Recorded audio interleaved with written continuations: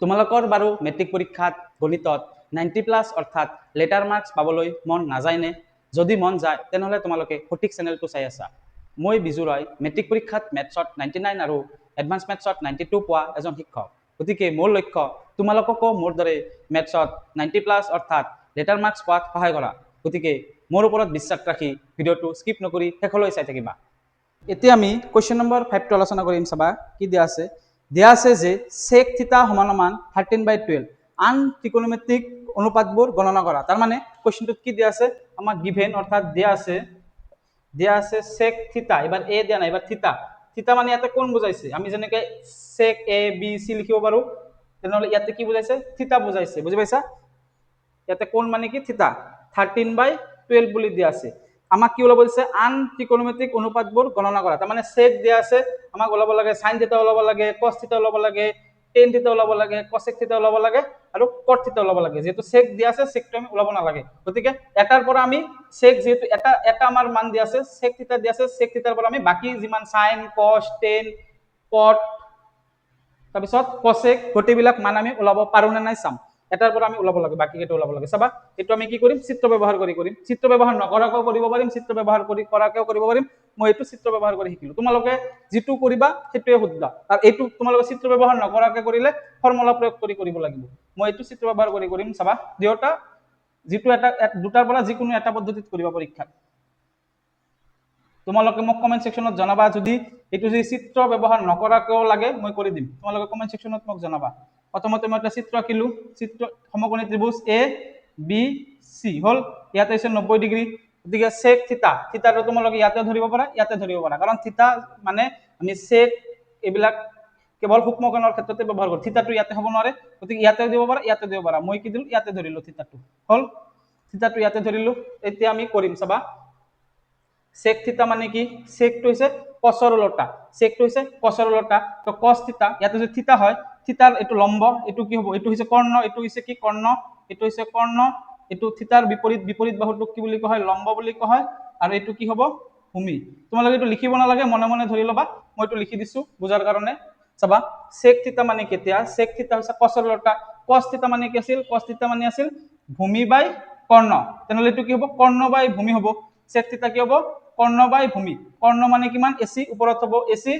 তলত কিমান হ'ব, তলত হ'ব এবি, ভূমি মানে এবি। বুজি পাইছা? কাৰণ sec থিটা হৈছে cosৰ উলটা, cos মানে হৈছে ভূমি বাই কৰ্ণ, তেনেহ'লে sec কি হ'ব, কৰ্ণ বাই ভূমি হ'ব। কৰ্ণ মানে কিমান আছে, এচি, আৰু ভূমি মানে কিমান আছে, এবি। লিখিলো সমান সমান 13/12 আছে, 13/12 লিখিলো, সমান সমান কে বুলি ইয়াতে আমি ধৰিব পাৰো। লেট বা ধৰা হল, য'ত কে এটা কি,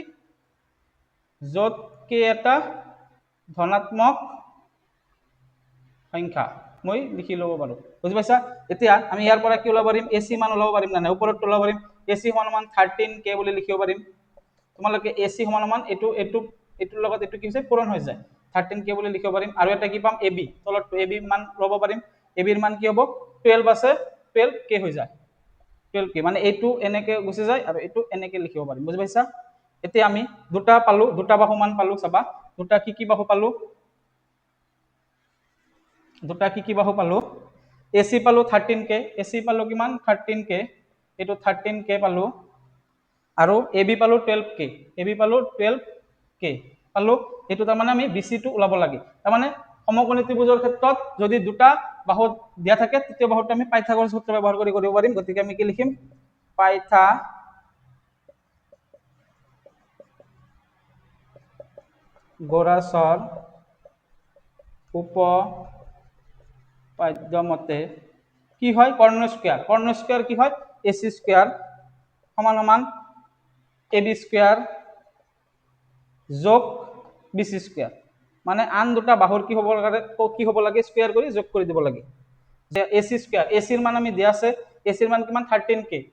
গতিকে আমি কি লিখিম, 13k স্কয়াৰ আছে, হোল স্কয়াৰ লিখিলো, ব্ৰেকেট দিব লাগে, কাৰণ k থাকিলে এটা ব্ৰেকেট দিব লাগিব, স্কয়াৰ আছে, এবি স্কয়াৰৰ মান কিমান দিয়া আছে, 12k দিয়া আছে, গতিকে 12k যেহেতু স্কয়াৰ আছে, ব্ৰেকেট দি স্কয়াৰ দিব লাগিব। তোমালোকে কিন্তু ব্ৰেকেটটো দিবই লাগিব, ব্ৰেকেটটো নিদিলে কিন্তু নহব, কাৰণ k এটা লাগি আছে, ইয়াৰ লগত পূৰণ হৈ আছে, হয়? বুজি পাইছা? প্লাস আছে, প্লাস লিখিলো, বিচি স্কয়াৰটো আমি নাজানো, বিচি স্কয়াৰ লিখিলো। এতিয়া 13 স্কোয়াৰ মানে 13 বৰণ 13 কিমান 169 কে স্কোয়ার মানে কে স্কোয়ার সমান সমান 12 স্কোয়ার মানে 144 কে স্কোয়ার টু কে স্কোয়ার থাকিব প্লাস আছে প্লাস লিখিলো বিসি স্কোয়ার আছে বিসি স্কোয়ার লিখিলো তার মানে আমাক লাগে কি বিসি স্কোয়ার মান লাগে তার মানে এইটো আমি গুছাই দিব লাগে এইটো গুছাবৰ কাৰণে আমি এইটো ইফালে লৈ আহিম গতিকে কি আছে 169 কে স্কোয়ার আছে কে স্কোয়ার লিখিলো 144 এর আগত কি আছে এটা একো নাই মানে কি আছে প্লাস আছে প্লাস টো ইফালে আহিলে কি হৈ যায় মাইনাস হৈ যাব 144 কে স্কোয়ার সমান সমান কি থাকিল প্লাস বিসি স্কোয়ার থাকিল কিন্তু প্লাসটো আমি লিখিব নালাগে সেই কাৰণে বিসি স্কোয়াৰ লিখিলো হল এটা চাবা 169 এৰ পৰা 144 মাইনাস কৰি দিয়া 144 মাইনাস কৰি দিয়া 9 এৰ পৰা 4 গলে কিমান 5 6 এৰ পৰা 4 গলে কিমান 2 আৰু 1 এৰ পৰা 1 গলে 0 0টো আমি লিখিব নালাগে গতি কি পালো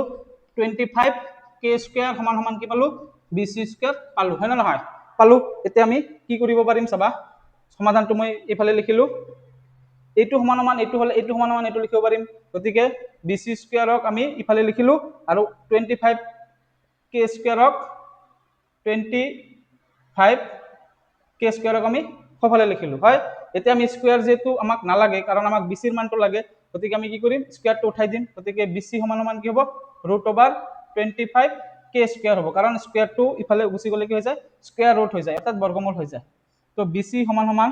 √25 ক আমি 5 বুলি লিখিব পাৰিম কাৰণ 5 5 গুণ 25 আৰু স্কয়াৰ আৰু ৰুট কেনসেল হৈ কি হৈ যাব কে হৈ যাব গতিকে বিসিৰ মান কিমান পালো আমি 5 কে পালো হল তেনেহলে আমি তিনিটা বাহুৰ মান পাই গলো পাইথাগোৰাছ সূত্ৰ ব্যৱহাৰ কৰি চাবা এতিয়া যে তোমাক sec থিটা দিয়া আছে আমি বাকি বিলাক কোন ওলাব লাগে আমি যেটো তিনিটা বাহু পাই গলো আমি যি গোটেই কেটা কি ওলাব পাৰিম থিতা ওলাব পাৰিম ইয়াতে যেটো থিতাৰ কথা কৈছে মই sin থিতা ওলাম sin থিতা কি হ'ব চাবা sin থিতা এটো sin থিতা ইয়াতে যেটো থিতাটো ইয়াতে ধৰিছো মই sin থিতা কি হ'ব লম্ব বাই কৰ্ণ গতিকে BC বাই AC BC বাই AC BC ৰ মান কিমান দিয়া আছে 5k আৰু AC ৰ মান কিমান দিয়া আছে 13k লিখিলো k ক্যান্সেল থাকিল কি 5/13 থাকিল হল sin পালো এতিয়া আমি কি লিখিম cos থিতাৰ মান ওলাম cos থিতা সবা কি হ'ব ভূমি বাই কৰ্ণ ভূমি কিমান AB আৰু কৰ্ণ হৈছে AC যেটো থিতাৰ কোন সাপেক্ষে ওলাই আছে গতিকে এটো বাই এটো হ'ব cos থিতা তেনেহলে AB ৰ মান কিমান AB ৰ মান আছে 12k আৰু AC ৰ মান কিমান 13k k ক্যান্সেল থাকিল কি 12/13 থাকিল হল এতিয়া আমাৰ tan থিতা লব পাৰিম tan থিতা মানে কি হয় লম্ব বাই ভূমি লম্ব কি BC থিতাৰ লম্ব বিপৰীত বাহু এইটো লম্ব বাই ভূমি হৈছে 12k মানে এটো AB বুলি লিখিব পাৰিম আগতে BC বাই AB BC ৰ মান কিমান 5k আৰু AB ৰ মান কিমান 12k k ক্যান্সেল ওপৰত থাকিল 5 তলত থাকিল 12 হল tan থিতা হৈ গল আমি তিনিটা পালো এতিয়া cosec থিতা ওলাম আমাৰ কাৰণ গোটেই বিলাক ওলাব দিছে কৈছে ত্ৰিকোণমিতিক অনুপাতবোৰ গণনা কৰা যিমান কেটা বাকি আছে গোটেই কেটা ওলাব লাগিব cosec থিতা কি হ'ব সাইনৰ উলটা হয় cosec গতিকে এটো BC বাই AC আছিল এটো কি হ'ব AC বাই BC হ'ব AC বাই BC সমান সমান AC কিমান আছে এটো BC বাই AC আছিল এবাৰ কি হ'ব উলটা AC টো ওপৰত গুছি যাব BC টো তলত আহি যাব কাৰণ cosec টো হৈছে সাইনৰ উলটা তাৰ পিছত এতিয়া কি আছিল AC ৰ মান কিমান 13k আৰু BC কিমান 5k k ক্যান্সেল হয় 13/5 হল এটো 5/13 ওলাইছিল এতিয়া 13/5 ওলালে cosec এর পিছত আহে sec থিতাৰ মানটো আমি জানো আমাক দিয়া আছে কোৱেশ্চনত আমি sec থিতাৰ মান ওলাব নালাগে আমি a বুলি ধৰা নাই ইয়াতে থিতা বুলি ধৰিছো যে নহক এটো কোন বুজাইছে বুজি পাইছা থিতা cosec থিতা তাৰ পিছত আমাক লাগে sec টো নালাগে তে cot লাগে cot থিতাটো কাৰ উলটা tan ৰ উলটা গতিকে এটো BC বাই AB লিখিছো যদি এটো AB বাই BC বুলি লিখিব পাৰিম AB বাই BC বুলি লিখিব পাৰিম AB মানে কিমান AB মানে হৈছে 12k আৰু BC মানে হৈছে 5k k ক্যান্সেল ওপৰত থাকিল 12 তলত থাকিল 5 গতিকে আমি এনেকে কৰিব পাৰিম বুজি পাইছা আমি গোটেই কেটা কি পালো ত্ৰিকোণমিতিক অনুপাতবোৰ ওলাইছো এটো আমাৰ আছিল কোৱেশ্চন নম্বৰ 5 ৰ সমাধান তোমালোকে বুজি পাইছা না নাই এটো আমি চিত্ৰ ব্যৱহাৰ নকৰাকৈ কৰিব পাৰিম তোমালোকে যদি চিত্ৰ ব্যৱহাৰ নকৰাকৈ লাগে তোমালোকে মোক কমেন্ট সেকশনত তোমালোকে কমেন্ট কৰি জনাবা যে চিত্ৰ ব্যৱহাৰ নকৰাকৈ কোৱেশ্চন নম্বৰ 5 টো লাগে মই তথাপিও তোমালোকক কৰি দিম ঠিক আছে। এতিয়া আমি কোৱেশ্চন নম্বৰ 6 আলোচনা কৰিম। চাবা কোৱেশ্চন নম্বৰ 6ত কি দিয়া আছে, কোৱেশ্চন নম্বৰ 6ত দিয়া আছে যদি কোণ এ আৰু কোণ বি সূক্ষ্মকোণ হয় যাতে cos a সমান সমান cos b তেন্তে দেখুৱা যে এংগেল এ সমান সমান এংগেল বি। এংগেল মানে হৈছে কোণ। চাবা ইয়াতে যেহেতু কোণ এ আৰু কোণ বি সূক্ষ্মকোণ হয় বুলি কৈছে, সূক্ষ্মকোণৰ কথা ইয়াতে উল্লেখ কৰা আছে, সেইকাৰণে এইটো আমি চিত্ৰ আঁকি কৰিব লাগিব। যেহেতু সূক্ষ্মকোণৰ কথা কৈছে সেইকাৰণে আমি এইটো কি কৰিব লাগিব, চিত্ৰ আঁকি কৰিব লাগিব। বুজি পাইছা? গতিকে আমি কি কৰিম, সূক্ষ্মকোণৰ কথা কৈছে যদি আমি কি কৰিম, সমকোণী এটা ত্ৰিভুজ আঁকিলো, সমকোণী ত্ৰিভুজ আঁকিলো। সমকোণী ত্ৰিভুজত কি কৈছে ইয়াতে এংগেল এ আৰু এংগেল বি সূক্ষ্মকোণ, এইটোতো সূক্ষ্মকোণ নহয়, এইটো হৈছে সমকোণ। গতিকে ইয়াতে এ হ'ব লাগিব, ইয়াতে বি হ'ব লাগিব। বুজি পাইছে? ইয়াতে এ বি এটাও হ'ব নোৱাৰে, কাৰণ সূক্ষ্মকোণ বুলি কৈছে। চাবা কোৱেশ্চনত দিয়া আছে এ আৰু বি সূক্ষ্মকোণ, তেনেহলে সূক্ষ্মকোণ হলে এইটো সূক্ষ্মকোণ আৰু এইটো সূক্ষ্মকোণ, এইটো হৈছে সমকোণ। গতিকে এ বি যেহেতু সূক্ষ্মকোণ কৈছে, গতিকে এ বি ইয়াতে তোমালোকে ইয়াতে এ দিব পাৰা, ইয়াতে বি দিব পাৰা, নহলে ইয়াতে এ দিব পাৰা, ইয়াতে বি দিব পাৰা। বুজি পাইছা? কিন্তু ইয়াতে ব্যৱহাৰ কৰিব নোৱাৰিবা, কাৰণ সূক্ষ্মকোণ নহয় এইটো, এইটো হৈছে সমকোণ। ইয়াতে এ বি যদি দিছো মই ইয়াতে চি দিলো, হল। এতিয়া কোৱেশ্চনত কি কৈছে, cos a সমান সমান cos b বুলি দিয়া আছে। আৰু চাবা আমাক কি দিয়া আছে, দিয়া আছে লিখিম, দিয়া আছে অৰ্থাৎ গিভেন বুলি দিব পাৰা তোমালোকে। ত্ৰিভুজ এ বি চিৰ এংগেল চি কিমান, 90 ডিগ্ৰী। এংগেল চি আমি কিমান পালো, 90 ডিগ্ৰী পালো। আৰু কি দিয়া আছে, এংগেল এ এংগেল বি কি সূক্ষ্মকোণ, এইটো আমি লিখিব নালাগে, ঠিক আছে। আৰু এটা কি দিয়া আছে, cos a সমান সমান কি দিয়া আছে, cos b বুলি দিয়া আছে। চাবা cos a cos b দিয়া আছে, গতিকে আমি কি কৰিম, ইয়াৰ পৰা কি ওলাব, সমান সমান যেহেতু আছে ইমপ্লাইজ ব্যৱহাৰ কৰিলো, cos a ওলাব পাৰিম না নাই। চাবা এইটো cos a, cos a মানে কি, cos a মানে কি আছিল, ভূমি বাই কৰ্ণ আছিল। cos কি হয়, ভূমি বাই কৰ্ণ। ভূমি হৈছে এইটো, এই কোণ সাপেক্ষে ভূমি এইটো, কৰ্ণ এইটো, এইটো হৈছে ভূমি, এইটো হৈছে কৰ্ণ। গতিকে ভূমি কি হ'ব, AC বাই AB বুলি লিখিব পাৰিম, AC বাই AB বুলি আমি লিখিব পাৰিম। সমান সমান আছে, সমান সমান লিখিলো। cos b, চাবা ইয়াতে b কোণ সাপেক্ষে cos ৰ মান কি হ'ব, ভূমি বাই এইটো ভূমি, b কোণ সাপেক্ষে ভূমি এইটো, এইটো বিপৰীত বাহু, এইটো বিপৰীত বাহু, তাত এইটো লম্ব, আমাৰ এইটো cosত লম্ব নালাগে, আমি কি হ'ব, cos b কি হ'ব, ভূমি বাই কৰ্ণ। ভূমি মানে কি BC, আৰু কি হ'ব তলত হ'ব AB, BC বাই AB। তোমালোকে আমি কি কৰিব পাৰিম, তলত AB আছে, ইয়াতে AB আছে, আমি AB আৰু AB কি কৰিব পাৰিম, কেনসেল কৰি দিব পাৰিম। বুজি পাইছা? তলত থাকিলে কেনসেল কৰিব পাৰিম, ওপৰত একে থাকিলে আমি কেনসেল কৰি দিব পাৰো। গতিকে তলত যেহেতু একে আছে কেনসেল কৰি দিলো, থাকিল কি আমাৰ AC সমান সমান BC থাকিল, হল। আমাক তাৰ মানে কি কি কোন দুটা বাহু সমান হল ত্ৰিভুজত, AC ক'ত, এইটো হৈছে AC আৰু BC, এই দুটা বাহু কি হয়, সমান হয়। AC আৰু BC কি হয়, সমান হয়। যদি AC আৰু BC সমান হয় তেনেহলে আমি এটা আমাৰ সমদ্বিবাহু ত্ৰিভুজ, এইটো কি হল, এটা সমদ্বিবাহু ত্ৰিভুজ হয় না নহয়। এইটো এটা যেহেতু AC আৰু BC সমান হয়, তাৰ মানে যি ত্ৰিভুজৰ দুটা বাহু সমান, যি ত্ৰিভুজৰ এটা ত্ৰিভুজ, যিকোনো এটা ত্ৰিভুজ ধৰিলো, যিকোনো এটা ত্ৰিভুজৰ যদি দুটা বাহু সমান হয় তাক কি বুলি কোৱা হয়, সমদ্বিবাহু ত্ৰিভুজ বুলি কোৱা হয়। বুজি পাইছা? তাৰ মানে মই এটা ত্ৰিভুজ আঁকিলো, ধৰি লৈছো ABC, ABC এটা ত্ৰিভুজ, যি ত্ৰিভুজৰ সমদ্বিবাহু মানে কি, সমদ্বিবাহু। চাবা এইটো এটা কি, সমদ্বিবাহু ত্ৰিভুজ। মই কি লিখিম, সমদ্বিবাহু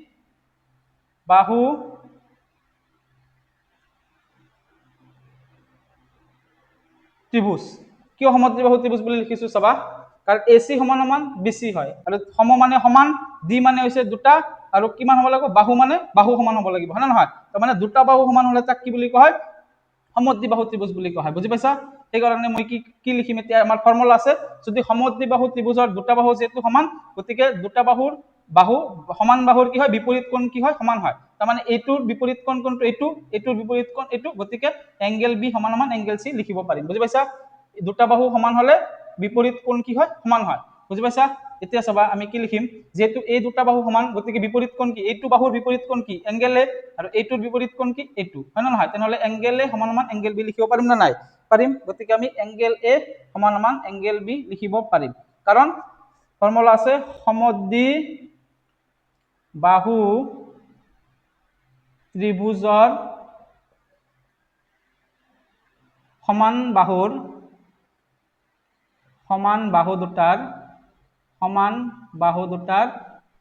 বিপৰীত কোণ সমান। এইটো আমাৰ এটা উপপাদ্য, সমদ্বিবাহু ত্ৰিভুজৰ এটা কি ফৰ্মুলা, অৰ্থাৎ উপপাদ্য বুলি কোৱা হয়। আমাক প্ৰমাণ কৰিব দিছে এংগেল এ সমান সমান এংগেল বি, আমি এংগেল এ সমান সমান এংগেল বি প্ৰমাণ কৰিলো। বুজি পাইছা? এতিয়া আমি কোৱেশ্চন নম্বৰ 7 আলোচনা কৰি চাবা। কোৱেশ্চন নম্বৰ 7 কি দিয়া আছে, যদি cot θ সমান সমান 7/8 তেন্তে মানি লোৱা 1 নম্বৰ আৰু 2 নম্বৰ চাবা আমাক গিভেন অৰ্থাৎ দিয়া আছে কি দিয়া আছে cot থিটা সমান সমান 7/8 তোমালোকৰ যদি অংকবিলাক অৰ্থাৎ কোৱেশ্চনৰ সমাধানবিলাক যদি ভাল লাগি আছে তোমালোকে চেনেলটো সাবস্ক্ৰাইব কৰি দিবা আৰু ভিডিওটো বহুত বহুত বহুত শেয়াৰ কৰিবা ঠিক আছে এতিয়া cot থিটাৰ মান দিয়া আছে 7/8 আমাক ওলাব লাগে কি কোৱেশ্চন নম্বৰ 1 1 প্লাস sin থিটা 1 মাইনাস sin থিটা ওপৰত আৰু তলত আছে 1 প্লাস cos থিটা 1 মাইনাস cos থিটা চাবা এটো আমি কেনেকৈ ওলাম আমি এটো চিত্ৰ ব্যৱহাৰ কৰি কৰিব পাৰিম চিত্ৰ ব্যৱহাৰ নকৰাকৈ কৰিব পাৰিম যেহেতু ইয়াত আমাক cot থিটা দিয়া আছে আমাক ডাইৰেক্ট মান ওলাব দিছে আমি চিত্ৰ ব্যৱহাৰ নকৰাকৈ কৰিম কাৰণ চিত্ৰ ব্যৱহাৰ নকৰাকৈ কৰিলে তোমালোকৰ বেছি সোনকালে হ'ব এই কাৰণে মই যেটো চিত্ৰ ব্যৱহাৰ নকৰাকৈ কৰিলে হৈ যায় আমি মই চিত্ৰ ব্যৱহাৰ নকৰাকৈ কৰি দিম তোমালোকৰ যদি চিত্ৰ ব্যৱহাৰ কৰিলে একে ফৰ্মুলা ব্যৱহাৰ কৰিবা এটা চিত্ৰ কিবা আকি কে ধৰি কৰি দিব লাগিব বুজি পাইছা এটা চাবা আমি এটা ফর্মুলা জানো যে a plus b a minus b মানে কি হয় a square minus b square হয় অর্থাৎ a স্কয়ার মাইনাস b স্কয়ারক আমি a plus b a minus b লিখিব পাৰো মানে দুটা সংখ্যাৰ যোগফল আৰু দুটা সংখ্যাৰ বিয়োগফলৰ মাজত যদি পূৰণফল থাকে তেনহলে আমি এটো কি লিখিব পাৰিম a square minus b square অর্থাৎ a square minus b square বুলি লিখিব মাইনাস হয় বুজি পাইছা গতিকে এটো আমি কি লিখিব পাৰিম চাবা 1 প্লাস sin থিটা আছে 1 মাইনাস sin থিটা ইয়াতে 1 আছে ইয়াতে sin থিটা আছে ইয়াতে 1 আছে ইয়াতে sin থিটা আছে ইয়াতে প্লাস আছে ইয়াতে মাইনাস আছে হল এতিয়া আমি এটো কেনেকৈ লিখিব পাৰিম না নাই a plus b a minus b বুলি এটো ফর্মুলাত আছে না নাই চোৱাচোন a এর মান 1 b এর মান sin থিটা a এর মান 1 b এর মান sin থিটা গতিকে a plus b a minus b মানে a square minus b square হ'ব a মানে কি ইয়াতে 1 গতিকে 1 square minus b square b মানে ইয়াতে কি sin স্কয়ার থিটা হ'ব লাগিছিল কি sin থিটা হোল স্কয়ার হ'ব লাগিছিল এটো মানে আমি কি লিখিব পাৰিম ডাইৰেক্ট sin স্কয়াৰ থিটা বুলি লিখিব পাৰো বুজি পাইছা গতিকে a স্কয়ার মানে 1 স্কয়ার মাইনাস এতে প্লাস কিন্তু নহয় ইয়াতে প্লাস মাইনাস থাকিলে ইয়াতে কি হয় মাইনাস হয় গতিকে মাইনাস b স্কয়ার b মানে sin থিটা গতিকে sin স্কয়ার থিটা বুলি আমি লিখিব পাৰিম বুজি পাইছা এটো মই মুছি দিলো এটো বুজাৰ কাৰণে তোমালোকক দিছো পৰীক্ষাত এটো লিখিব নালাগে হল আকৌ এটো 1 প্লাস cos থিটা 1 মাইনাস cos থিটা ইয়াতে এটা প্লাস আছে এটা মাইনাস আছে আৰু এই দুটা সেম আছে গতিকে a স্কয়ার মাইনাস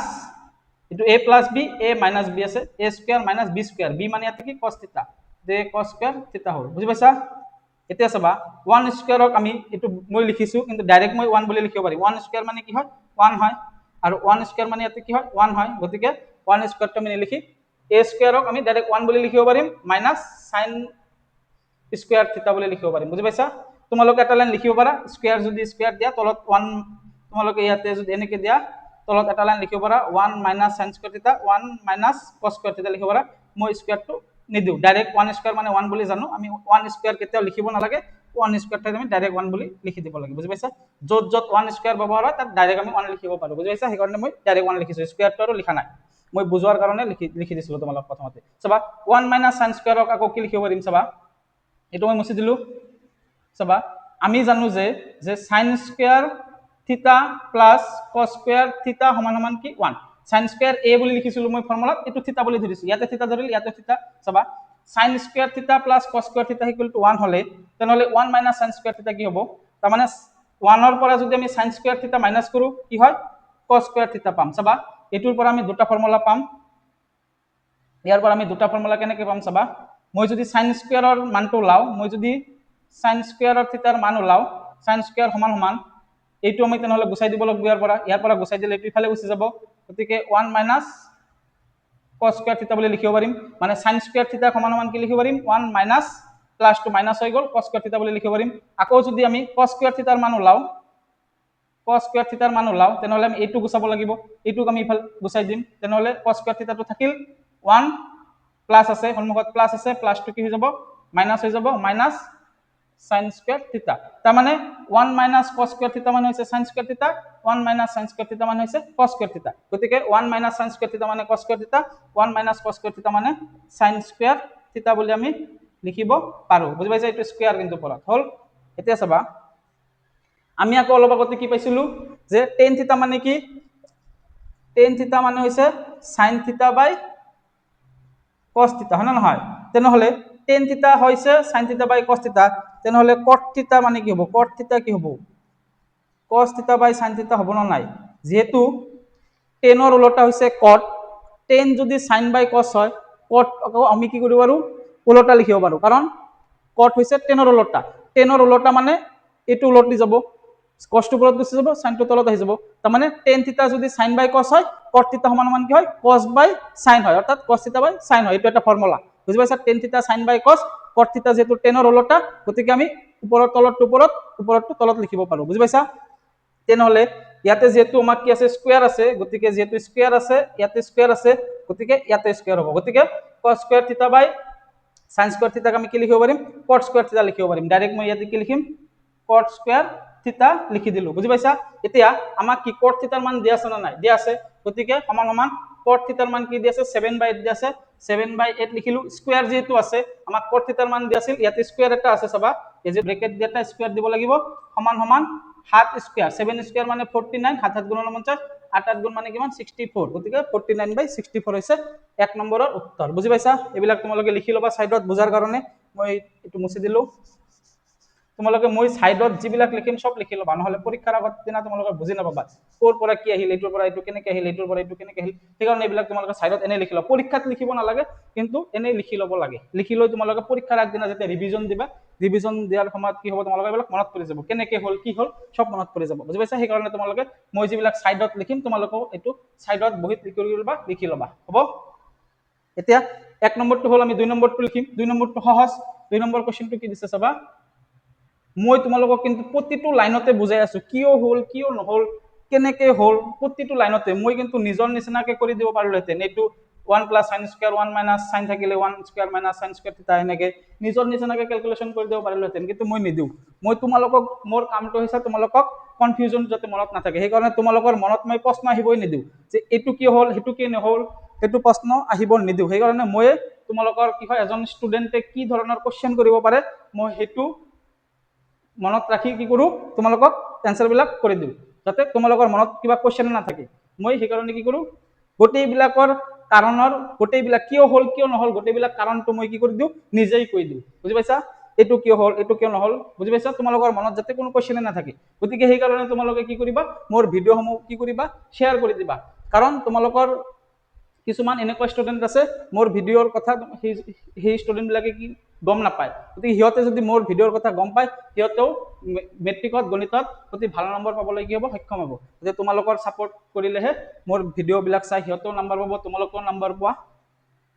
সকলোৱে নাম্বাৰ, যোনে ভালকে পঢ়িব তেওঁ নাম্বাৰ পাবই,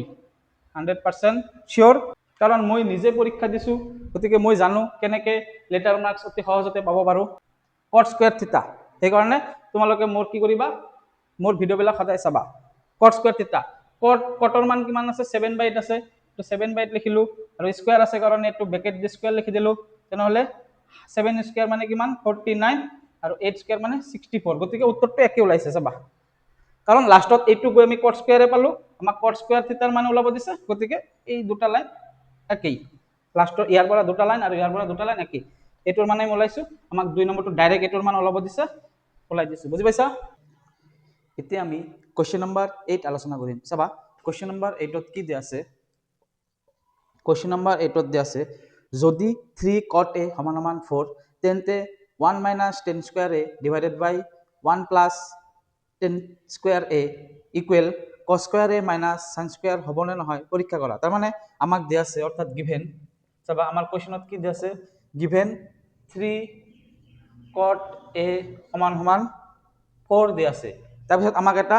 1 - 10 square a divided by 1 + 10 square a সমান cos square a - sin square a হ'বনে নহয় আমাক পৰীক্ষা কৰিব দিছে, মানে আমাক লেফট হ্যান্ড সাইড আৰু ৰাইট হ্যান্ড সাইড আমাক কি কৰিব দিছে, সমান হয় নে নহয় আমাক পৰীক্ষা কৰিব দিছে, চাবা আমি লেফট হ্যান্ড সাইড কৰিম, ৰাইট হ্যান্ড সাইড কৰিম, যদি দুয়োফালে সমান হয় একে ওলাই তেনেহলে সমান সমান হ'ব, তেনেহলে আৰু যদি দুয়োফালে বেলেগ বেলেগ মান ওলাই তেনেহলে সমান সমান নহ'ব, গতিকে আমি এইটো কি কৰিম, চিত্ৰৰ সহায়তে কৰিব পাৰিম, চিত্ৰ নোহোৱাকেও কৰিব পাৰিম, আমি এইটো চিত্ৰৰ সহায়ত কৰিম, চাবা তোমালোকৰ যেনেকে মন যায় তেনেকে, চিত্ৰৰ সহায়ত কৰিলে চিত্ৰ কি কৰিব লাগে, আৰু চিত্ৰৰ সহায়ত যদি তোমালোকে নকৰা ফৰ্মুলা ব্যৱহাৰ কৰি কৰিব লাগে, আৰু ফৰ্মুলা কেইটা তোমালোকে এটাৰ লগত আনটোৰ ফৰ্মুলা কি আছে, লিংক আছে, মানে এটা ফৰ্মুলাৰ পৰা আনটো ফৰ্মুলা আমি পাব পাৰো, হয় না নহয়, গতিকে তোমালোকে দুয়োটা পদ্ধতিত কৰিব পাৰা, মই এইটো চিত্ৰ ব্যৱহাৰ কৰি কৰিম, চাবা এইটো 3 cot a আছে, গতিকে cot a সমান সমান কি হ'ব, ওপৰত হ'ব 4, যেহেতু পূৰণ হৈ আছে গতিকে 4/3 বুলি লিখিব পাৰিম। 3 ৰ তলত আহি গ'ল। আৰু চিত্ৰ আঁকিলে কি আঁকিব লাগিব, সমকোণী ত্ৰিভুজ আঁকিব লাগিব। মই সমকোণী ত্ৰিভুজ আঁকিলো। ইয়াতে এটো সদায় এটো কি হ'ব নোৱাৰে, ইয়াতে 90 ডিগ্ৰী, যেহেতু cot a আছে, এটো ইয়াতে হ'ব নোৱাৰে, গতিকে এটো ইয়াতে হ'ব লাগিব, নহলে ইয়াতে হ'ব লাগিব। ইয়াতে কিন্তু হ'ব নোৱাৰে, বুজি পাইছা? কাৰণ cot আমি কেতিয়াও 90 ডিগ্ৰীত বহাব নোৱাৰো। মই প্ৰথম ক্লাছত আলোচনা কৰিছো।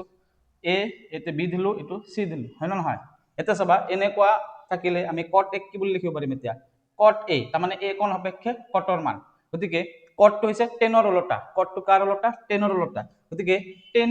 10 মানে কি, 10 মানে হৈছে কি, লম্ব বাই ভূমি, লম্ব বাই ভূমি। এতেকে ইয়াতে a কোণ সাপেক্ষে লম্ব কোণটো, লম্ব মানে হৈছে বিপৰীত বাহু, এইটো হৈছে লম্ব, এইটো হৈছে লম্ব, আৰু এইটো হৈছে ভূমি, এইটো হৈছে কৰ্ণ। কৰ্ণটো আমাক নালাগে, কাৰণ 10 ৰ ক্ষেত্ৰত আমি লম্ব আৰু ভূমিটোহে লাগে। লম্ব বাই ভূমি হৈছে আমাৰ কি 10, তেনে 10 টো হৈছে আকৌ কি cot ৰ ওলোটা, আৰু cot টো হৈছে 10 ৰ ওলোটা। গতিকে cot টো কি হ'ব, ভূমি ওপৰত হ'ব, তলত হ'ব লম্ব, মানে ভূমি বাই লম্ব হয় cot ৰ, যেহেতু আমাক cot দি আছে। গতিকে এইটোৰ ভূমি কোণটো ভূমি বাই লম্ব ওপৰত হয় ভূমি, গতিকে ভূমি কি হ'ব ab, ab টো লিখিম আমি ওপৰত, আৰু তলত কি হয় লম্ব হয়, যেহেতু cot ৰ আমাক ওলাব দিছে, cot আছে, cot a কোণ সাপেক্ষে এইটো লম্ব, লম্বটো তলত হয়, গতিকে লম্বটো কি আছে, bc আছে, গতিকে মই কি লিখিম, bc সমান সমান 4/3 আছে, 4/3 লিখিলো। হল, এইখিনি বুজি পাইছা? এতিয়া আমি ইয়াতে কি ধৰিম, এটা k বুলি ধৰিব পাৰো, বুজি পাইছা? সমান সমান মই আগত ক্লাছত আলোচনা কৰিছিলো, তোমালোকে চাবা k বুলি ধৰিছিলো, য'ত k এটা কি ধনাত্মক সংখ্যা, মানে পজিটিভ, প্লাস সদায় k ৰ মান সদায় প্লাস হ'ব পাৰে, বুজি পাইছা? ধনাত্মক সংখ্যা, গতিকে মই এইটো মুছি দিলো, এইটো বুজাৰ কাৰণে মই দিছিলো। এতিয়া চাবা আমি ইয়াৰ পৰা কি ওলাব পাৰিম, চাবা এতেকে ab সমান সমান কি হয় 4k, মই শিকাইছো এইটো, আৰু bc সমান সমান কি হয় 3k, bc সমান সমান কি হ'ব 3k হ'ব। হল,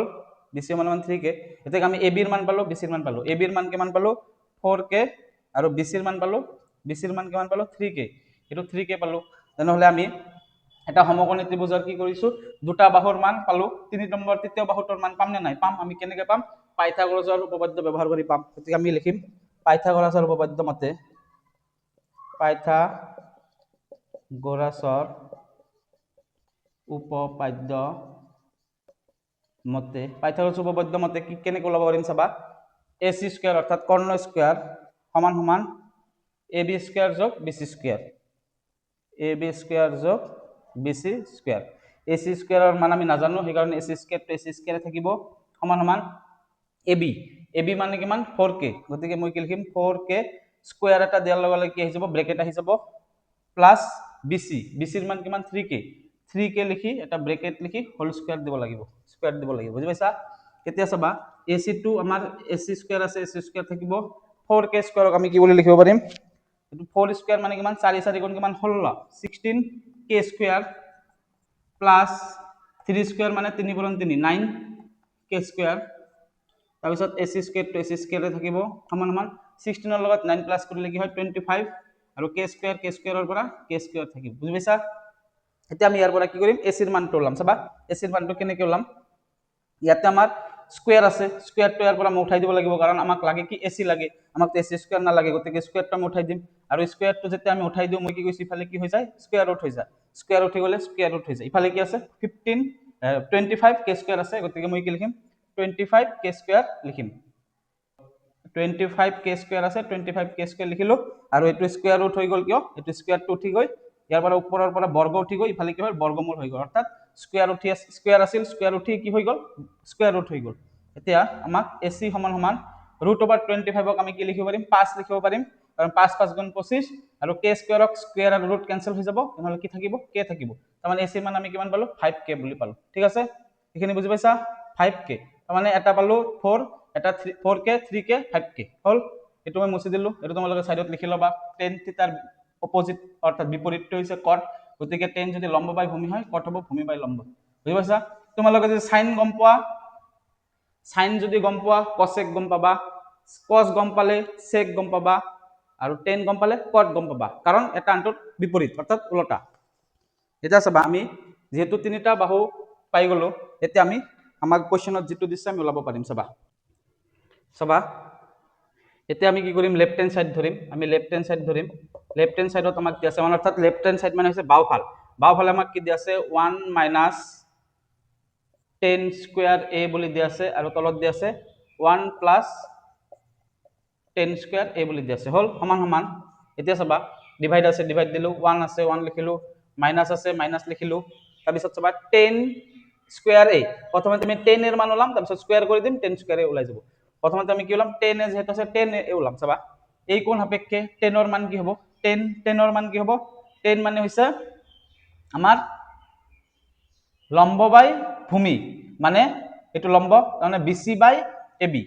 তেনেহলে কি হ'ব BC বাই AB হল ইয়াতে স্কয়ার আছে এটা স্কয়ার আছে গতিকে আমি কি কৰিম স্কয়াৰ দি দিম বুজি পাইছা ব্ৰ্যাকেট দি স্কয়াৰটো দিব লাগে তাৰ পিছত 1 প্লাস আছে তলত 1 প্লাস লিখিলো 10 স্কয়ার a 10 এর মান আমি অলপ আগতে পালো BC বাই AB গতিকে BC বাই AB স্কয়ার কৰি দিলো হল এতে চাবা ইয়াতে 1 আছে 1 লিখিলো মাইনাস আছে মাইনাস লিখিলো BC বাই AB মানে কি চাবা BC মানে কি BC মানে হৈছে 3k BC মানে হৈছে কি 3k গতিকে মই BC ৰ ঠাইত কি কৰিলো 3k বহালো আৰু AB ৰ ঠাইত কি বহাম AB ৰ ঠাইত আমাৰ 4k আছে 4k বহালো হল হোল স্কয়াৰ আছে হোল স্কয়াৰ লিখিলো 1 প্লাস আছে 1 প্লাস লিখিলো এটো একেই ওপৰত হ'ব 3k তলত হ'ব 4k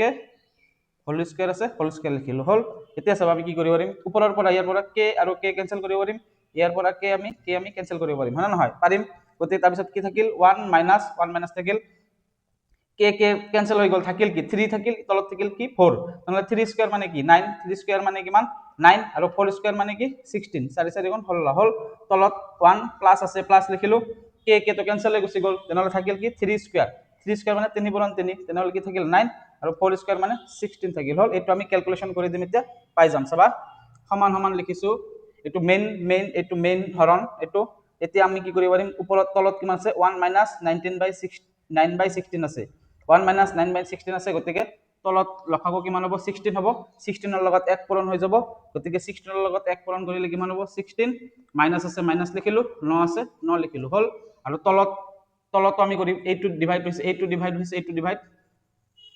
তাৰ মানে এই 16 টু এইটো 16 ৰ লগত 1 পূৰণ কৰি 16 পালো মাইনাস আছে মাইনাস লিখিলো 9 আছে 9 লিখিলো ইখিনি ওপৰৰ পাৰ্টখিনি আমি সলভ কৰিলো এতিয়া এই হৰণটো এইটো হৰণ বুজি পাইছা আকৌ তলত আমি সলভ কৰিম প্লাস টকাটো সলভ কৰিম তলত কিমান আছে 16 আছে 16 লিখিলো 16 ৰ লগত 1 পূৰণ কৰিলে কি হয় 16 হয় প্লাস আছে প্লাস লিখিলো 9 আছে 9 লিখিলো তোমালোকে যদি মোৰ ক্যালকুলেশনৰ ভিডিও এতিয়ালৈকে চোৱা নাই তোমালোকে প্লেলিষ্টত গৈ ক্যালকুলেশনৰ ভিডিও চাবা তেনেহলে তোমালোকে এইবিলাক কেনেকৈ কি কৰিলো তোমালোকে অতি সহজতে বুজি পাবা কাৰণ এইবিলাক মই ইতিমধ্যে আলোচনা কৰিছো চাবা এতিয়া আমাৰ ইয়াতে ঠাই নাই কাৰণে মই কি কৰিম ইয়াতে লিখিম চাবা সমান সমান এতিয়া এইটো মেইন হৰণটো মই লিখিলো এইটো মেইন ডিভাইড এইটো হৰণটো লিখিলো এতিয়া ইয়াতে কিমান আছে 16 আছে ইয়াতে গতিকে মই ইয়াতে 16 লিখিলো ইয়াতে 16 ৰ পৰা 9 গলে কিমান 16 ৰ পৰা 9 গলে থাকে আমাৰ কি 7 গতিকে মই কি লিখিলো 7 লিখিলো এতিয়া তলত আছে 16 তলত 16 লিখিলো 16 ৰ লগত 9 প্লাস কৰিব লাগিব কাৰণ প্লাস আছে 16 ৰ লগত 9 প্লাস কৰিলে কি হয় 25 হয় এইখিনি বুজি পাইছা এতিয়া আমি কি কৰিম চাবা মই কৈছিলো যে মেইন হৰণ থাকিলে কি কৰিব লাগে পূৰণ লিখি তলৰ সংখ্যাটো মই উলটাই দিব পাৰো গতিকে ওপৰৰ সংখ্যাটো একে থাকে গতিকে ওপৰত কি আছে 7/16 আছে 7/16 লিখিলো এতিয়া মেইন হৰণটোৰ ঠাইত মই পূৰণ দিব পাৰো পূৰণ লিখি এইটো ওপৰত গুছি যাব এইটো তলত আহি যাব কাৰণ আমি মেইন হৰণটো যদি পূৰণ হিচাপে ব্যৱহাৰ কৰো তলৰ সংখ্যাটো কি কৰিব পাৰো আমি তলৰটো ওপৰত গুছি যায় ওপৰটো তলত আহি যায় সংখ্যা দুটাৰ পৰিৱৰ্তন কৰিব পাৰো বুজি পাইছা ইয়াতে তো তলত 16 আছে 16 টো ওপৰত গুছি গল 25 টো ওপৰত আছিল 25 টো তলত আহি গল কয়টো লাইন বুজি পাইছা না নাই কিন্তু বুজি পাইছা না নাই পাইছা 7/16 আছিল 7/16 লিখিলো হৰণৰ ঠাইত পূৰণ লিখিলো এই সংখ্যাটো মই উলটাই দিব পাৰো কাৰণ হৰণৰ ঠাইত পূৰণ লিখিলে এইটো ওপৰত তলৰ সংখ্যাটো ওপৰত গুছি যায় ওপৰৰ সংখ্যাটো তলত আহি যায় এইটো লিখিলো এতিয়া মই 16 আৰু 16 কেনসেল কৰিব পাৰো ওপৰত কি থাকিল ওপৰত থাকিল 7 তলত থাকিল কিমান 25 হল এইটো আমাৰ কি লেফট হ্যান্ড সাইডটো ওলাইছো লেফট হ্যান্ড সাইড আমি কিমান পালো 7/25 পালো এতিয়া আমি ৰাইট হ্যান্ড সাইড কৰিম ৰাইট হ্যান্ড সাইডত আমাক কি দি আছে cos square a - sin square a গতিকে আমি এতিয়া cos square a - sin square ওলাম চাবা এতিয়া আমাৰ RHS অর্থাৎ রাইট হ্যান্ড সাইড কি আছে cos square a minus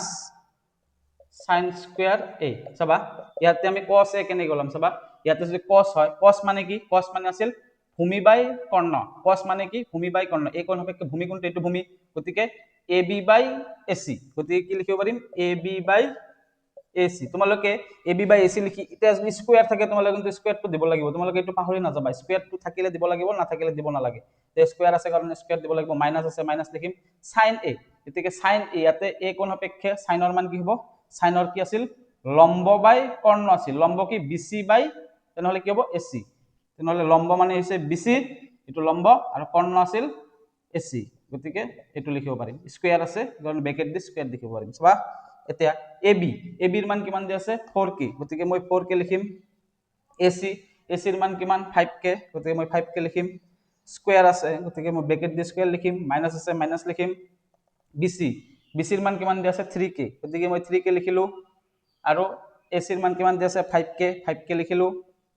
bracket whole square আছে হোল স্কয়াৰ লিখিলো চাবা এতে ইয়াৰ পৰা কে ক্যান্সেল কৰিব পাৰিম ইয়াৰ পৰা কে ক্যান্সেল কৰিব পাৰিম গতিকে এটো 4 স্কয়ার মানে কি থাকিল 16 থাকিল এতে 5 স্কয়ার মানে কি থাকিল 25 থাকিল মাইনাস আছে মাইনাস লিখিলো 3 স্কয়ার মানে কিমান 9 5 স্কয়ার মানে কিমান 25 এতিয়া মই এটো বেসিক ক্যালকুলেশনৰ ভিডিও শিকাইছিলো না নাই যে মাজত যদি মাইনাস বা প্লাস থাকে তলত যদি একে থাকে আমি কি কৰিব লাগে দুটাৰ পৰা কি হৈ যায় এটা হৈ যায় হয় না নহয় মই তোমালোকক বেসিক ক্যালকুলেশনৰ ভিডিও শিকাইছিলো তলত 25 দুটা আছে এটা হৈ গল 16 - 9 গতিকে 16 - 9 এতে কি লিখিম তলত হ'ব 25 আৰু 16 ৰ পৰা 9 গলে কিমান 7 গতিকে আমাৰ লেফট হ্যান্ড সাইডত কিমান ওলাইছিল 7/25 ওলাইছিল ৰাইট হ্যান্ড সাইডত আমাৰ কি ওলাইছে 7/25 ওলাইছে তাৰ মানে দুটা সমান ওলাইছে গতিকে আমাক পৰীক্ষা কৰিব দিছে যে লেফট হ্যান্ড সাইড আৰু ৰাইট হ্যান্ড সাইড সমান হয় না নহয় গতিকে আমাৰ পৰীক্ষা কৰিলো এতিয়া আমি লিখিম এতেকে লেফট হ্যান্ড সাইড সমান সমান RHS অৰ্থাৎ ৰাইট হ্যান্ড সাইড প্ৰুফড মানে প্ৰমাণিত হল PROVED প্ৰুফ তোমালোকে প্ৰমাণিত হল যেহেতু পৰীক্ষা কৰিব দিছে এটো তোমালোকে যেহেতু দুটা সমান পাইছা গতিকে লেফট হ্যান্ড সাইড আৰু ৰাইট হ্যান্ড সাইড কি হল প্ৰুফড হল এতিয়া আমি কোশ্চেন নম্বৰ 9 আলোচনা কৰিম চাবা কি দিয়া আছে ত্রিভুজ ABC এর B কোণ সমকোণ যদি tan A সমান সমান 1/√3 তেন্তে তলৰ মানবিলাক ওলোৱা তাৰ মানে এবাৰ আমাক ত্ৰিভুজৰ কথা দিয়া আছে চাবা ABC ত্ৰিভুজ বুলি কৈছে গতিকে আমি এটো ত্ৰিভুজ আকিয়া কৰিব লাগিব এটো আমি বেলেগ পদ্ধতিত কৰিব নোৱাৰিম ফৰ্মুলা ব্যৱহাৰ কৰি কৰিব নোৱাৰিম গতিকে ত্রিভুজ ABC এর কথা যেহেতু কৈছে আমি ত্রিভুজ ABC আকিব লাগিব চাবা ত্রিভুজ ABC এর মই এটা সমকোণী ত্রিভুজ আকিম কাৰণ ত্ৰিকোণমিতিত সদায় সমকোণী ত্ৰিভুজ আকিব লাগে কোনটো সমকোণ দি আছে বি কোণ সমকোণ তাৰ মানে বি টু সমকোণ এটো হৈছে সমকোণ বি সমকোণ দি আছে তাহলে ত্ৰিভুজটোৰ নাম কি দিছিল ABC গতিকে কি হ'ব এ ইয়াতে হ'ব বি ইয়াতে হ'ব সি ইয়াতে হ'ব হল ABC ত্ৰিভুজৰ বি কোণটো সমকোণ বুলি দি আছে হল এটো সূক্ষ্মকোণ আৰু এটো সূক্ষ্মকোণ এটা আমি লিখিম গিভেন অৰ্থাৎ দিয়া আছে গিভেন কি দিয়া আছে ত্ৰিভুজ ABC ৰ এংগেল বি সমান সমান 90 ডিগ্ৰী অৰ্থাৎ বি কোণ সমকোণ দিয়া আছে আৰু কি দিয়া আছে tan A এর মান দিয়া আছে 1/√3 চাবা চাবা কোশ্চেনত চাবা দিয়া আছে tan A সমান সমান 1/√3 বুলি আমাক দিয়া আছে তো কোশ্চেনত যেহেতু ত্ৰিভুজৰ কথা কৈছে গতিকে আমি এটো ত্ৰিভুজ কি কৰিব লাগিব এটো ত্ৰিভুজ আমি ব্যৱহাৰ নকৰাকে কৰিব নোৱাৰো বুজিছা তাৰ মানে যেতিয়া আমাৰ ত্ৰিকোণমিতি কি হয় দুই ধৰণে কৰিব পাৰি ত্ৰিভুজ ব্যৱহাৰ কৰিও কৰিব পাৰো ফৰ্মুলা ব্যৱহাৰ কৰিও কৰিব পাৰো যত তোমালোকৰ ডাইৰেক্ট ত্ৰিভুজৰ কথা দিয়া নাথাকে তুমি তাতে দুটা অপচন ব্যৱহাৰ কৰিব পাৰা যে ত্ৰিভুজ ব্যৱহাৰ কৰিব পাৰা ত্ৰিভুজ ব্যৱহাৰ নকৰাকেও কৰিব পাৰা যদি ত্ৰিভুজৰ কথা মেনশন কৰা থাকে তেনেহলে কেৱল ত্ৰিভুজ ব্যৱহাৰ কৰিব পাৰিবা বুজি পাইছা কিছুমান এনেকুৱা কোশ্চেন থাকে আমাক সাইন দিয়া আছে cos দিয়া আছে sec ওলাব লাগে তেতিয়া আমি কি কৰিব লাগে ত্ৰিভুজ ব্যৱহাৰ নকৰাকৈ কৰিব পাৰো কাৰণ ত্ৰিভুজৰ কথা তেতিয়া মেনশন কৰা দিয়া নাথাকে যেহেতু যেতিয়া ত্ৰিভুজৰ কথা মেনশন নাথাকিব তেতিয়া আমি দুই ধৰণে কৰিব পাৰিম আৰু যেতিয়া ত্ৰিভুজৰ কথা মেনশন কৰা থাকিব তেনেহলে কেৱল ত্ৰিভুজক ব্যৱহাৰ কৰি কৰিব লাগিব সেই কাৰণে আমি দুটা পদ্ধতি শিকিছো তোমালোকৰ দুটা পদ্ধতিতে তোমালোকৰ পিছত কামত লাগিব বুজি পাইছা এটোৱে চাবা tan A কোণ সাপেক্ষে কৈছে তাৰ মানে A কোণ সাপেক্ষে মানে এইটো ওলাব দিছে tan A কোণ সাপেক্ষে tan ৰ মান কি হয় tan মানে কি আছিল tan মানে আছিল লম্ব বাই ভূমি এটো হৈছে লম্ব অৰ্থাৎ বিপৰীত বাহু লম্ব বাই এটো ভূমি গতিকে কি হ'ব BC বাই AB হ'ব গতিকে মই কি লিখিব পাৰিম BC বাই AB টো হৈছে ভূমি আৰু BC টো হৈছে লম্ব এটো হৈছে ভূমি গতিকে BC বাই AB এতে 1/√3 আছে 1/√3 লিখিলো সমান সমান k বুলি ধৰিব পাৰিম k এটা ধনাত্মক সংখ্যা মানে পজিটিভ নাম্বাৰ প্লাস হয় সদায় হল এতিয়া আমি ইয়াৰ পৰা BC ৰ মান ওলাব পাৰিম না নাই ওপৰৰ পৰা BC সমান সমান 1k বুলি লিখিব লাগিল 1k বুলি লিখিব লাগিছিল কিন্তু 1 টো আমি নিলিখো ডাইৰেক্ট k বুলি লিখিম বুজি পাইছা কাৰণ 1 টো k ৰ আগত আমি 1 নিলিখিলো হয় AB সমান সমান কি হ'ব পাৰে √3 k বুলি লিখিব পাৰিম √3 আছে ইয়াতে আৰু k আছে ইয়াতে k টো বাহিৰত কিন্তু √3 টো 3 কেৱল √2 কেৱল 3 ৰ ভিতৰত আছে আৰু k টো পূৰণ হৈ আছে হল √3 k বুলি লিখিব পাৰিম তেনেহলে BC কিমান পালো k BC কিমান পালো k তোমালোকে বুজি পাইছা না নেটটো হ'ব লাগিছিল কি 1 k হ'ব লাগিছিল কাৰণ ইয়াতে 1 আছে কিন্তু কেৰ আগত আমি 1 নিলিখিলে হয়, সেইকাৰণে আমি ডাইৰেক্ট কি বুলি লিখিম, বুজি পাইছা? ডাইৰেক্ট আমি কি লিখিছো, কে বুলি লিখিছো। আৰু এইটো √3k, এ বি মানে √3k, এ বি মানে কিমান, √3k। চাবা এতিয়া আমি সমকোণী ত্ৰিভুজৰ কি পালো, দুটা বাহু মান পালো, তৃতীয় বাহুৰ মানটো পাম নে নাই, পাম। আমি কেনেকে পাম, পাইথাগোৰাছৰ সূত্ৰ ব্যৱহাৰ কৰিব লাগিব, কাৰণ দুটা বাহু দিয়া থাকিলে আমি তৃতীয়টো ওলাব লাগে। গতিকে আমি কি লিখিম, পাইথাগোৰাছৰ সূত্ৰ মতে, পাইথাগোৰাছৰ সূত্ৰ মতে কি পাম, কি হয়, AC স্কয়াৰ সমান সমান AB স্কয়াৰ যোগ BC স্কয়াৰ। এইটো আমাৰ পাইথাগোৰাছৰ সূত্ৰ। AC স্কয়াৰৰ মান, আমি AC ৰ মান নাজানো, গতিকে AC স্কয়াৰ AC স্কয়াৰে থাকিব, সমান সমান AB। AB মানে কি পালো আমি, AB মানে আছে √3k। চাবা এইটো √3k whole square plus BC মানে কি k স্কয়াৰ। ইয়াতে কেৱল k আছে, গতিকে আমি ব্ৰেকেট নিদিলেও হ'ব, আমি k টো ডাইৰেক্ট এনেকে লিখিব নালাগে আৰু k স্কয়াৰ বুলি দিব নালাগে। ইয়াতে যদি কিবা এটা সংখ্যা থাকে 1 ৰ বাহিৰে যদি কিবা এটা বেলেগ সংখ্যা থাকে তেনেহলে আমি স্কয়াৰ ব্ৰেকেটটো দিব লাগে। আৰু যেহেতু 1 আছে, একো নাই মানে 1 আছে, 1ত আমি দিব নালাগে, কাৰণ 1 ৰ স্কয়াৰ মানে কি হয়, 1 হয়, k স্কয়াৰ মানে k হয়, গতিকে 1 টো আমি লিখিব নালাগে, কাৰণে ডাইৰেক্ট k স্কয়াৰ বুলি লিখিব পাৰো, বুজি পাইছা? তো কেৱল আমি কি k থাকিলে আমি ব্ৰেকেটটো দিব নালাগে, বাকি k ৰ বাহিৰে, অৰ্থাৎ সন্মুখত যদি সন্মুখত যদি 1 থাকে, 1 থাকিলে আমি ব্ৰেকেট দিব নালাগে, বাকি যিমান থাকক নাথাকক কিয় আমি কি কৰিব লাগিব, এটা ব্ৰেকেট ব্যৱহাৰ কৰিব লাগে স্কয়াৰ থাকিলে। গতিকে ইয়াতে যেনেকুৱা k ৰ আগত কিবা এটা আছে, সেইকাৰণে ব্ৰেকেট ব্যৱহাৰ কৰিছো। ইয়াতে একো নাই মানে কি 1 আছে, 1 থাকিলে আমি ব্ৰেকেট ব্যৱহাৰ নকৰো, বুজি পাইছা? এতিয়া আমি মানটো ওলাম, চাবা AC ৰ মান ওলাম, কাৰণ আমাক AC ৰ মানটো লাগে। আমাৰ কি আছে, AC স্কয়াৰ আছে, AC স্কয়াৰ লিখিলো সমান সমান, চাবা এইটো √3 স্কয়াৰ হৈ আছে, k স্কয়াৰ হৈ আছে। √3 স্কয়াৰ মানে কি, চাবা তোমালোকে √3 স্কয়াৰ মানে কিমান, √3 স্কয়াৰ কি হয়, ৰুটৰ যদি স্কয়াৰ থাকে, স্কয়াৰ আৰু ৰুট কেনসেল হৈ যায়, স্কয়াৰ আৰু ৰুট কেনসেল হৈ যায়, তেনে থাকিল কি 3 থাকিল, গতিকে √3 স্কয়াৰ মানে কিমান, 3, বুজি পাইছা? তাৰ মানে স্কয়াৰ আৰু ৰুট কি হৈ যায়, কেনসেল হৈ যায়, স্কয়াৰ আৰু ৰুটটো কেনসেল হৈ থাকিল কি 3 থাকিল, গতিকে 3 লিখিলো। আৰু এইটো k স্কয়াৰ লিখিম, এইটো k আছে, স্কয়াৰ আছে, k স্কয়াৰ লিখিম, প্লাস k স্কয়াৰ আছে, এইটো k স্কয়াৰে লিখিম, বুজি পাইছা? এতিয়া AC স্কয়াৰ সমান সমান, এইটো k আছে, k স্কয়াৰ আছে, ইয়াতে k স্কয়াৰ আছে, ইয়াতে 3 আছে, ইয়াতে একো নাই মানে কি আছে, 1 আছে, তো 3 ৰ লগত যোগ আছে, যেহেতু 3 ৰ লগত কি কৰিম, আমি 1 যোগ কৰিম, 3 ইয়াকে কিমান, 4 আৰু ইয়াতে দুটা k স্কয়াৰৰ পৰা এটা k স্কয়াৰ আহি যায়, হল। ইয়াতে যেহেতু স্কয়াৰ আছে, স্কয়াৰটো উঠাব লাগে আমি, তেনেহলে কি পাম, AC ৰ মান যেহেতু লাগে, AC পাম, স্কয়াৰটো উঠাই দিলো, স্কয়াৰ উঠি গলে কি হৈ যায়, স্কয়াৰ ৰুট হৈ যায়, কাৰ স্কয়াৰ ৰুট হ'ব, 4k স্কয়াৰ, হল। তাৰপিছত AC সমান সমান √/4 মানে কিমান, 2, কাৰণ 2 2 গুণ 4, আৰু k স্কয়াৰৰ ৰুট ভাঙিব লাগে, স্কয়াৰ আৰু ৰুট উঠি যাব, স্কয়াৰ ৰুট উঠি গলে কি হৈ যায়, k থাকি গল, হল। তেনেহলে AC কিমান পালো, 2k, AC কিমান পালো, 2k পালো, হল। এইখিনি এতিয়া আমি তিনিটা বাহু যেতিয়া পাই গলো, আমি মানবিলাক ওলাব পাৰিম। আমাক কি কি ওলাব দিছে চাও, চাবা আমাক এতিয়া কোৱেশ্চন নম্বৰ 9 নম্বৰত একত কি ওলাব দিছে, sin A cos C plus cos A sin C ওলাব দিছে, হল। সমান সমান, চাবা sin A মান কিমান, চাবা sin A মানে হৈছে BC বাই AC, মানে লম্ব বাই কৰ্ণ, যেহেতু BC বাই AC বুলি লিখিব পাৰিম, গতিকে আমি কি লিখিম, BC বাই AC বুলি লিখিব পাৰিম, হল। ইয়াতে একো নাই মানে মাজত sin A cos এর মাজত কি আছে, একো নাই মানে কি হৈ আছে, এটা পূৰণ হৈ আছে, কি হৈ আছে, পূৰণ হৈ আছে, গতিকে ইয়াতে আমি পূৰণ দিব পাৰিম। তাৰপিছত cos C, তাৰ মানে C কোণ সাপেক্ষে cos এৰ মান ওলাব দিছে, cos C মানে কি, ভূমি বাই, আমাৰ cos C এৰ ফৰ্মুলা কি আছিল, cos ভূমি বাই কৰ্ণ, ভূমি মানে ইয়াতে কি, ভূমি মানে হৈছে এইটো, C কোণ সাপেক্ষে ভূমি এইটো হৈছে লম্ব, এইটো ভূমি, গতিকে কি হ'ব, BC বাই AC হ'ব। তেনেহলে আমি কি লিখিম, BC বাই AC, হল। মাজত একো নাই মানে পূৰণ চিন আছে, হল। যোগ আছে, যোগ লিখিলো, cos A মানে কিমান, চাবা cos A মানে আকৌ হ'ব, cos A মানে কি, ভূমি বাই কৰ্ণ, cos যেহেতু কৈছে ভূমি বাই কৰ্ণ, ভূমি মানে কি AB, ভূমি মানে কি AB, আৰু কৰ্ণ হৈছে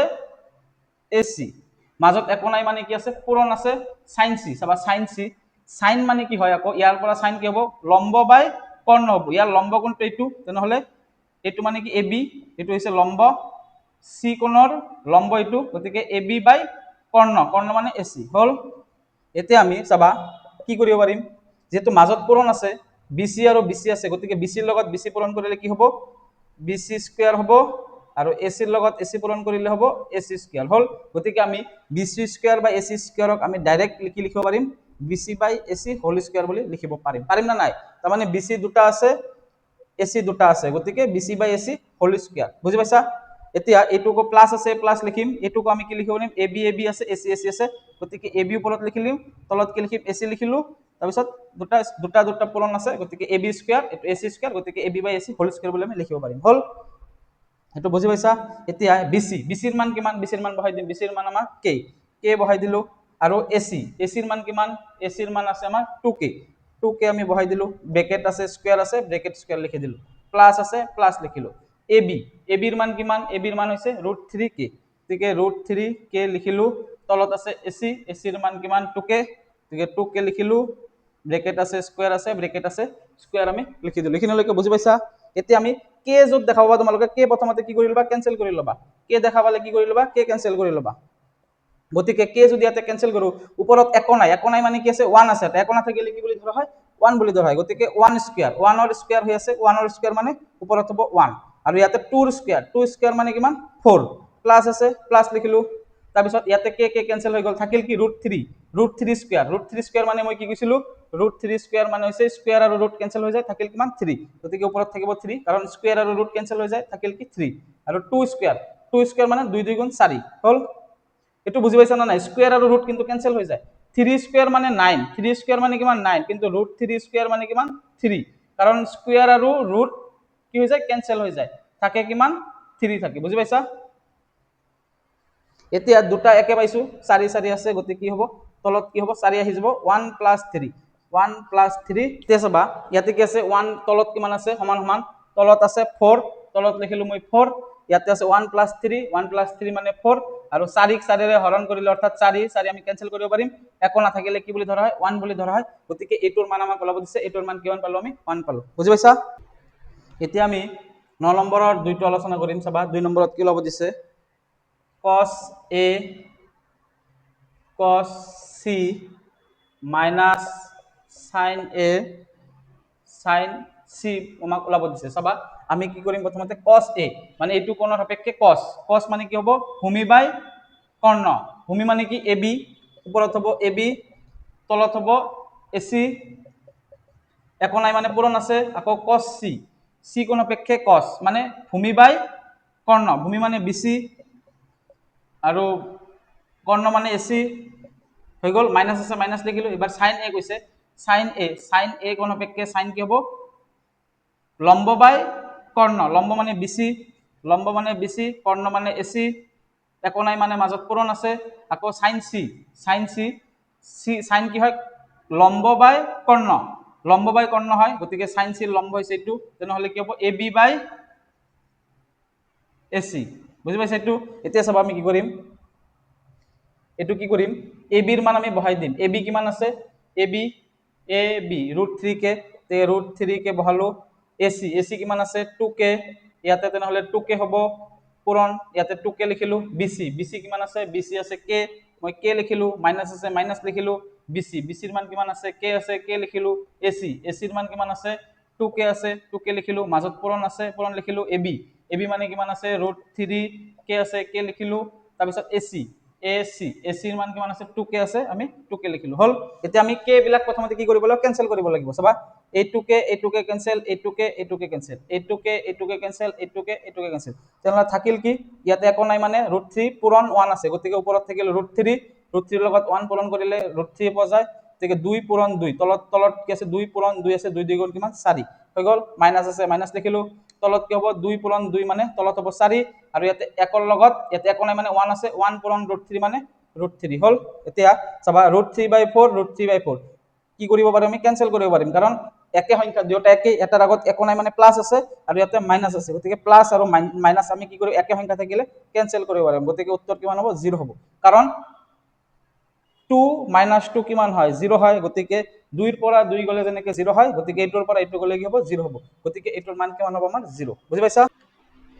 ভিডিওটো ভাল লাগিলে এটা লাইক কৰিবা বন্ধু বান্ধৱীৰ সৈতে ভিডিওটো শেয়াৰ কৰিবা আৰু মোক কমেন্ট কৰি জনাবা যে মোৰ ক্লাছবিলাক কেনেকুৱা লাগিল আৰু চেনেলটো সাবস্ক্ৰাইব কৰিবা আৰু কাষতে থকা বেল আইকনটো প্ৰেছ কৰি দিবা যাতে নতুন ভিডিও আপলোড হ'লে সৰ্বপ্ৰথমে নটিফিকেশন পাই যোৱা ধন্যবাদ পুনৰ লগ পাম আগন্তুক ভিডিওত